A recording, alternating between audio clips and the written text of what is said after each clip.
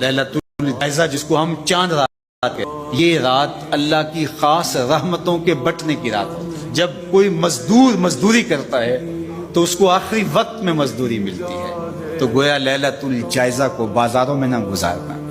کچھ لوگ اہتمام سے اپنے کام مؤخر کرتے رہتے ہیں کہ ہم اس رات بازار جائیں گے، وہ رونق میلہ دیکھنا چاہتے ہیں، اور بہت سارے اوباش، بے حیا اور عیاش مزاج کے لوگ تو وہاں ہجوم میں گھس کر کے اپنی خواہشات کی تکمیل کرتے ہیں۔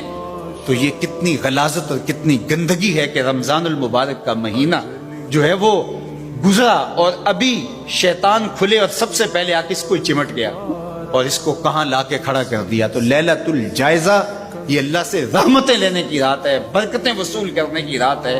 اللہ اس ماہ مبارک کی برکتیں ہماری روحوں میں اتارے۔ ایسا نہ ہو کہ یہ مہینہ آیا اور چلا گیا اور ہم جہاں کھڑے تھے وہیں کھڑے نظر آئیں۔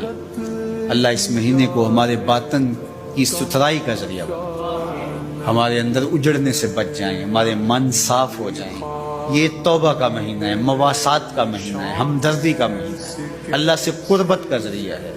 اس مہینے کی ہر رات بخشش برستی ہے، ہر دن میں نور برستا ہے، اس کے روزے گناہوں کا کفارہ ہیں، اس کا ایک ایک لمحہ اللہ کی رحمتوں کے حصول کا ضامن ہے۔